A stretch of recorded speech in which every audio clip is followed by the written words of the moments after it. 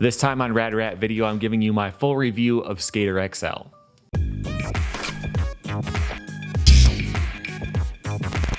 Welcome to Rad Rat Video, where I play as many skateboarding games as possible. I've played tons of really weird, obscure stuff. I've played all of the mainstream skateboarding games. And so you can believe me when I say that Skater XL is the most realistic skateboarding sim ever released. But is it worth your money? Let's get into it. Skater XL has a really advanced trick system, even though it is somewhat limited. The amount of tricks is lower than most skateboarding games, but every time you do those tricks, they look different.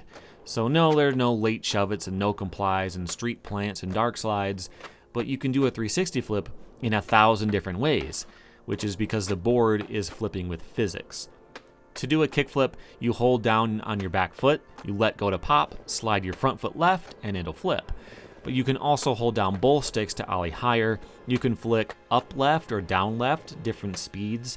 You can click the sticks in to catch with one foot or the other. You can hold your feet out and let the board keep flipping for a double or a triple flip if you want.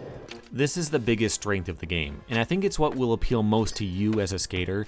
Sure, you can do a back tail in every skateboarding game on earth, but in this one, you can control how you do it in a really granular way. You can do a high or a low ollie to get into the slide. If you use just your back foot to pull your weight over the tail, the board will slide flat. If you use both sticks to lean back, the nose will be higher up in the air. You can twist like a shifty to get the tail up onto the ledge, or you can spin with your shoulders. You can slide to the end and ollie out. You can click the stick to just unweight and drop off, or you can ride off the end. You can spin out, you can twist out like a shifty, or you can slide out the last few degrees. So if you told 50 people to go do a tail slide on the same bench in the game, they would all look different to one degree or another. That's without different stances or adding in flips or picking your own locations. Overall, I really like the controls. The sticks are reversed in switch and fakie, and the animations for looking over your shoulder, that looks really good. A lot of games don't respect your character's stance. It's just a mirror image both ways. And I get that, but I think this style is a lot more authentic. There's no confusing switch and regular in the footage you record. And speaking of recording footage, this is a big deal in the game, and it's important that it works. And it does. It's a bit confusing at first, but overall I'm happy with it. At any point in the gameplay, you can hit the back button, which brings up the editor. You can trim your clip, you can change the camera type for some reason, just leave it on free, and you can change the field of view, add keyframes, stuff like that. And the field of view slider is really crazy. So you can go from long lens to fisheye to crazy GoPro fisheye to an impossible fisheye, but hey, why not? I'm never going to use that, but maybe someone will come up with an interesting use for it.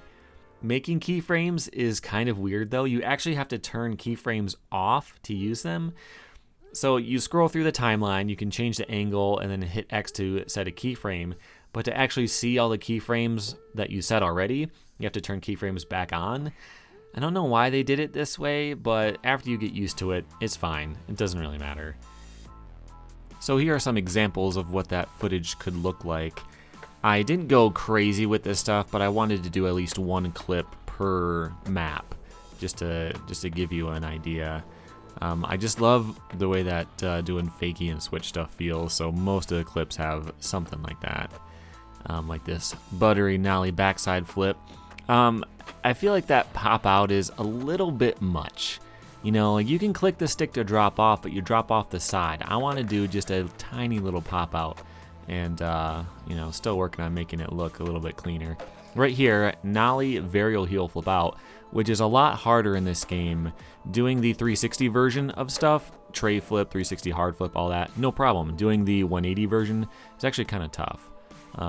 Still working on that. That I think looked good, because I just clicked to drop off, and it looked pretty natural. I wasn't going to do an actual mega ramp trick there. I just wanted to do something interesting in that level. That revert, not super clean, but yeah, back-to-back backsmiths. And then, and then that happened when I reset, which I thought I'd throw in there too. The game did not have that many glitches. I didn't run into a lot of problems, but that definitely happened. And that's basically all you do in the game. skate around in levels, record footage, show it to your friends. There's no online mode, no story mode, and only a few levels, but most of the levels are good. Let's take a look at them. First is the school. It's got all the classic school type stuff like benches, stairs, picnic tables, hips, banks, all that stuff. The layout is really good. There are tons of spots, lots of potential for lines, and this might be my favorite place to skate. You just pick a spot somewhere, do your trick, hit Y, drop your pin somewhere else on the map, skate there too. I could do that all day. The next level is the big ramp, which is the best and the worst in certain ways. Let's talk about the good first. This is the only game I've ever played where you can skate a mini ramp just like you would in real life. In most games, a mini ramp is basically a kicker. If you do a trick on it, you just fly out of it. In this game, you can pop early, gap up onto the coping, like if you want to do a kickflip blunt. You can pop at the last second, and that will land you back in transition. You do flip in, flip outs into stalls and grinds, and it's a lot of fun. You can carve into different grinds, click the sticks to pop out on either side. So you can 5-0, pop out onto the deck, or pull it back to fakie into the ramp. No game has ever allowed you to do a 5-0 to fakie in a mini ramp without it looking really weird. To be fair, it's really hard to do it and make it look okay, but it can be done. But if one of the strengths of this game is the mini ramps, the vert is somehow one of the biggest weaknesses. There's not a lot to love about it. First, let's look at the spins. If you ollie on transition and hold the trigger, you start off incredibly slow and then you eventually speed up and spin faster, and that doesn't make any sense. On street, when you're doing a 360, it kind of makes sense because it's like you're whipping it around at the last second. But on vert, it's clear that you're accelerating in the air, and that doesn't really make sense. You start fast, and then you'd slow down because of the air resistance. In this game, you spin real fast as long as you're holding the trigger. When you let go, you stop dead. And another issue is that a lot of the grabs have to be done late. So stale fishes and mutes, they're both done with a frontside shifty, and then you grab with either your front or back hand. It makes sense.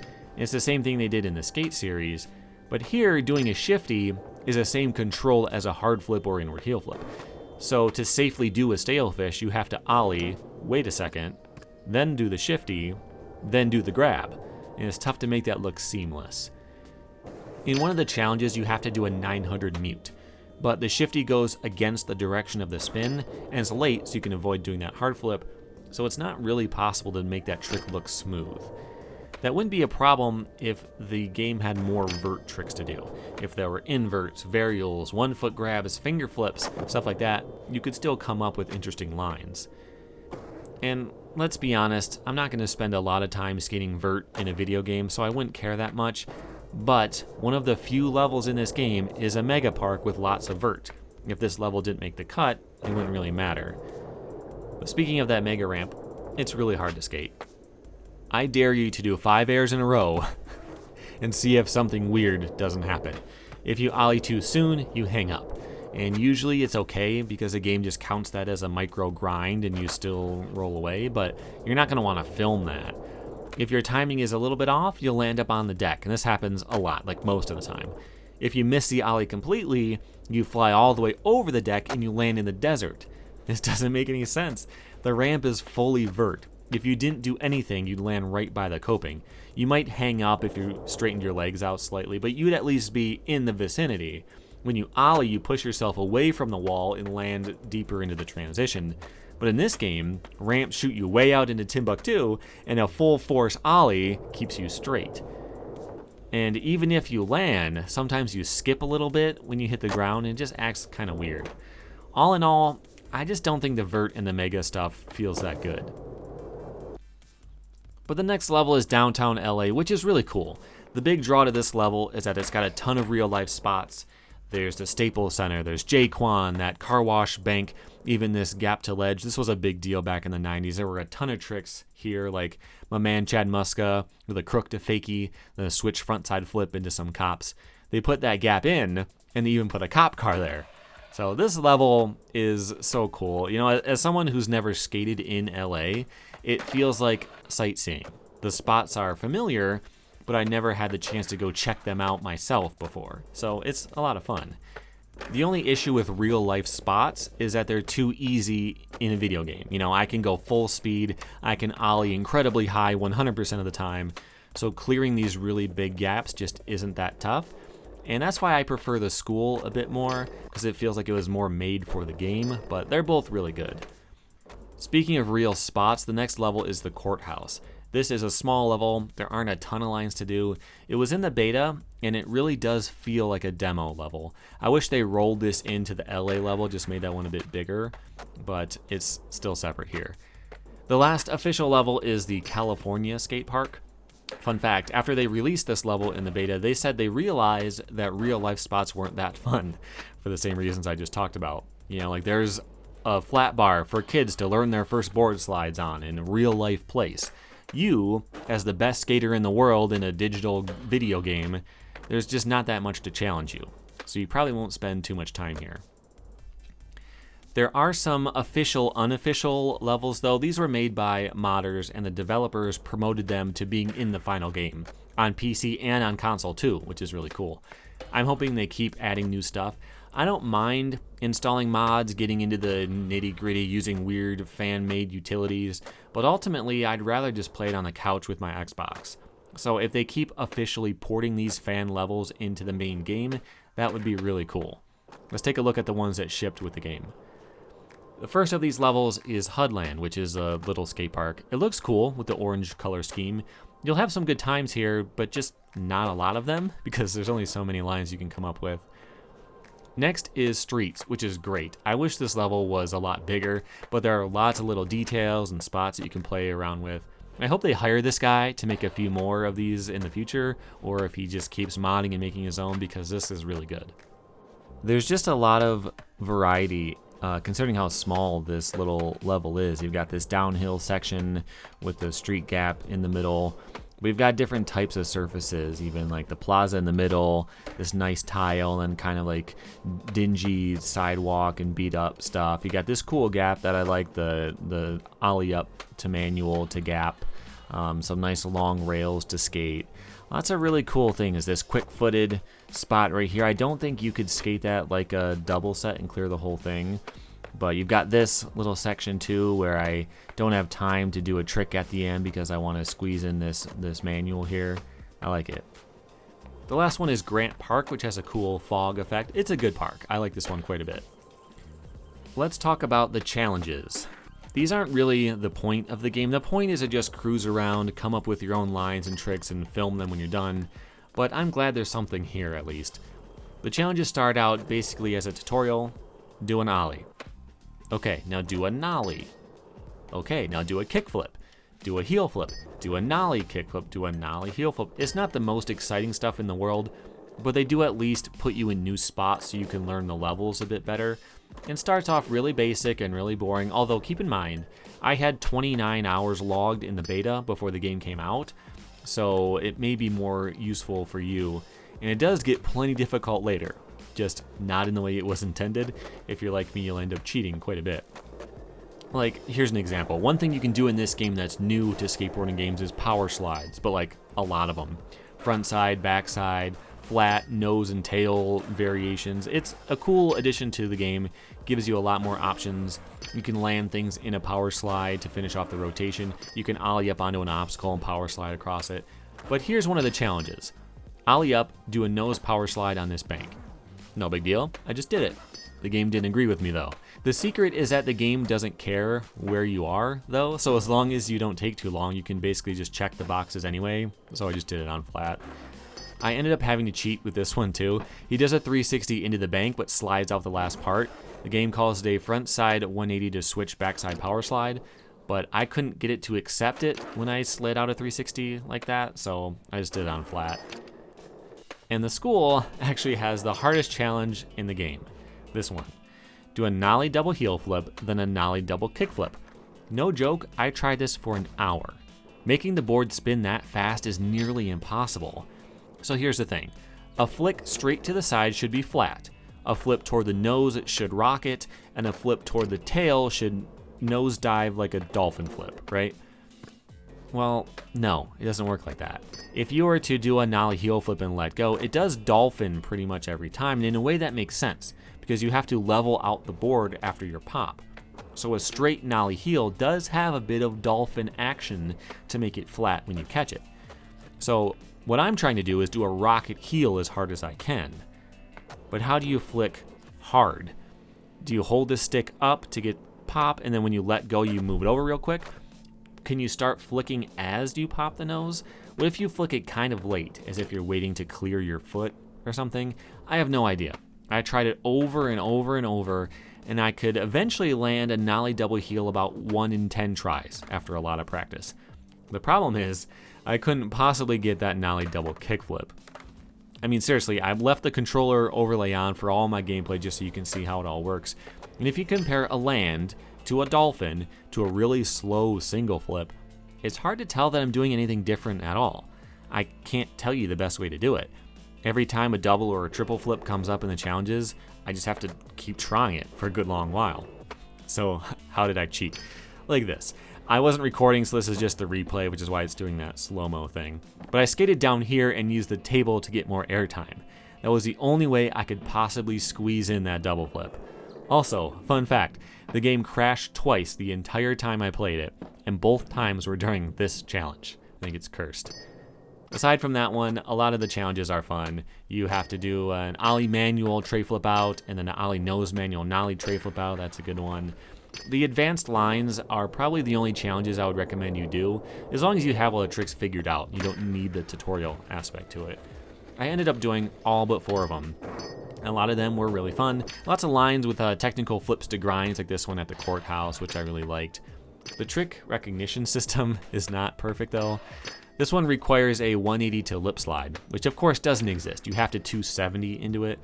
So if you do the trick, but the game considers it a 360 and not a 180, then it won't count. It's not a big deal. It's not like it matters if you do these. But with all the ones that I skipped, they have one of 2 things in common. First is double flips. This one wanted me to do a double tray flip on flat, which I just straight up couldn't figure out how to do. I did one down a different gap though, so that counts for something. I did a 720 gazelle flip right after it like a steez god. And I did do a straight double flip down some stairs later. After a ton of attempts where the board didn't flip enough, I just so happened to do one so fast that I was actually able to catch it. I'll figure this technique out later, hopefully, but I luckily managed to get it and then get that front blunt 270 with the power slide landing that I needed to do. That felt really good. The other thing that I skipped a few times is the manuals. Some of these can be really tough. But a lot of times when you struggle with it, it's mostly for realistic reasons that I can appreciate.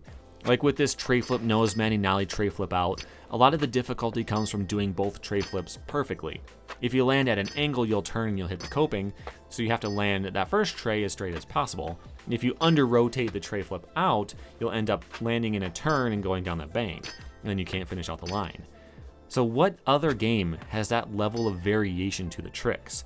In Skate, you either do the trick perfectly or not at all. But here, there's a million different ways that you can land. But the other challenges that I did skip were because the manuals were just way too hard. They're in this Grant Park level. Not only is it a 360 flip in again, but you have to ollie between all of the benches. Landing in the manual at all is really hard. I never end up with the sticks in the exact right spot. I'm not entirely sure what I'm doing wrong either. It kind of feels random to me. Just 1 in 10 tries or so, I'll land in the manual. So to do the perfect tray flip, land in the manual, then ollie and land back in it again and again and again was a bit much for me, so I cheated on this one. This next one was really hard but completely fair. Kickflip nose slide, then a kickflip tail slide 270 out. The kickflip nose slide is hard for the exact same reason it's hard in real life. You have to flick, then pull your foot up to catch, and then push it back down on the nose. So if you just kind of casually try one, at least what happens to me sometimes, is I'll flick, and then my foot will just land on the coping while the board's still flipping. So you have to flick, wait a second, pull your feet up, and then push them back down. So it felt really, really authentic to me, and I liked that. The kickflip front tail was tough at that angle, but getting that whole rotation out is actually impossible because you don't have enough time to wind up. So you have to power slide it out a bit at the end. And that felt really good when I finally got that one. But with that, I'm basically done with the challenges. Would I have liked more to do in the game? Sure. But here's the thing. I've played a ton of Skate 3. I beat it 3 times. Once when it was new, once as a review on the channel, and once when I got the backward compatible Xbox One version.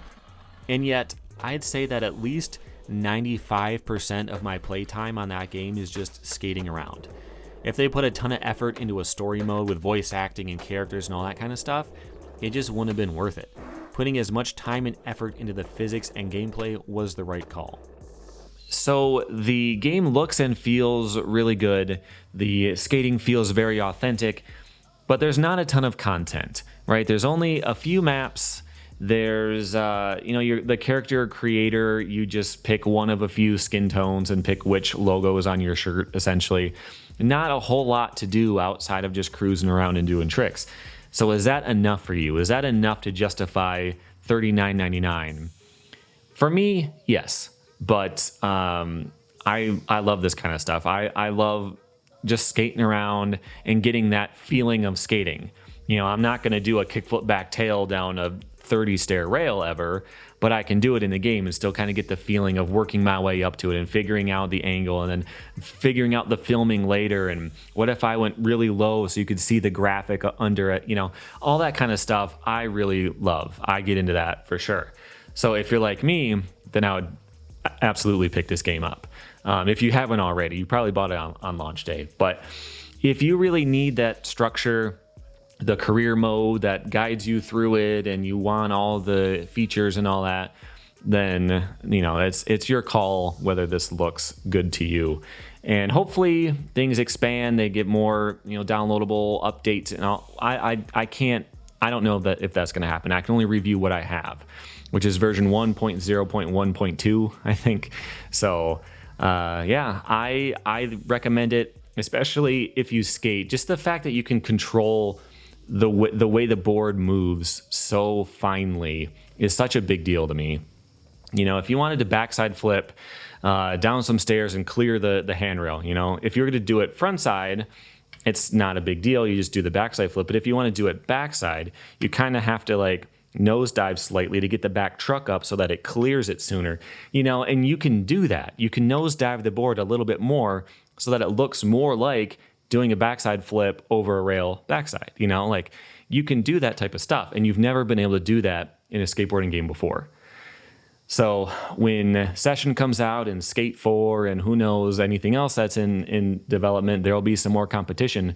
But as of right now, this is the most authentic skateboarding experience you can have without going outside and breaking your bones. So it's definitely a high recommendation from me. But again, depends on your exact thoughts on the value of the career mode and stuff like that. So that's it for now. Stay subscribed so you can see my coverage on Session and the Tony Hawk remake and all the other stuff that's coming up soon. Go to radratvideo.com if you want to look as handsome as me. Clothing wise, I can't make any promises here. I'm sorry, I was born this way. And that's it. Thanks for watching.